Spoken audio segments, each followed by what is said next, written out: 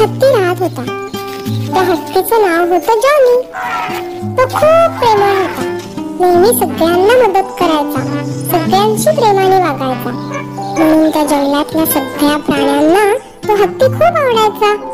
एके दिवशी काय झालं, जॉनी हत्ती जंगलातून चालला होता तेव्हा त्याला काय दिसलं माहितीये?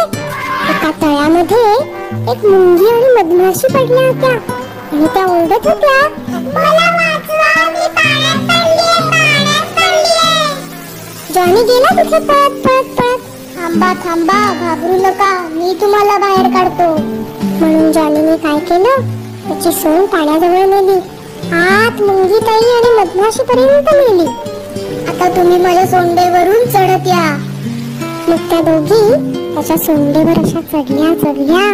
मग जॉनीने सोंड बाहेर काढली, मुंगी आणि मधमाशी खाली उतरल्या। थँक्यू जॉनी, तुम्हाला किती मदत केलीस, म्हणून आम्ही वाचलो, नाहीतर आम्ही पाण्यात बुडून गेलो असतो। जॉनीने हसून सोंड हलवली आणि तो पुढे गेला तर त्याला एक उंदीर पळताना दिसला।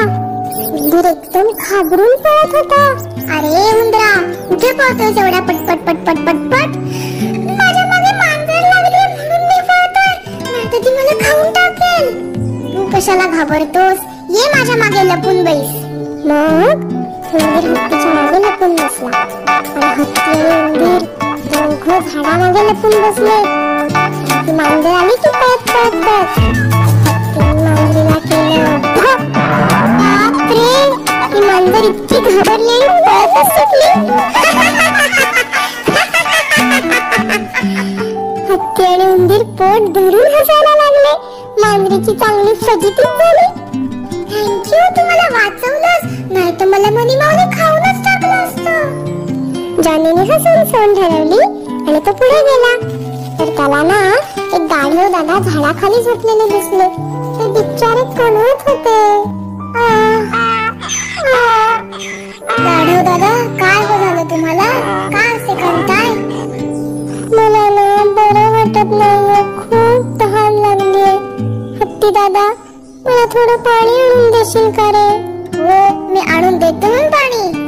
मग त्यानं काय केलं, वडाच्या झाडाचं एक पान तोडलं, त्याची एक वाटी तयार केली आणि त्यात पाणी भरून आणून दिलं गाढव दादाला। पाणी प्यायल्यावर गाढव दादाला खूप खूप बरं वाटलं। थँक्यू जॉनी हत्ती, देव तुझं भलं करो।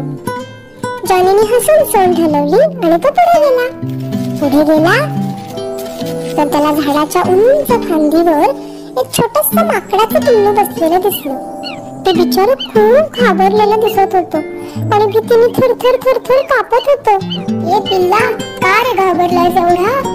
माझी आई गेली बाहेर खाऊ आणायला आणि मी खेळता खेळता या झाडाच्या उंच फांदीवर येऊन बसलो। आता मला खाली उतरताच येत नाहीये, मला उडी मारायला खूप भीती वाटतेय। एवढंच ना, थांब मी तुला उतरवतो खाली।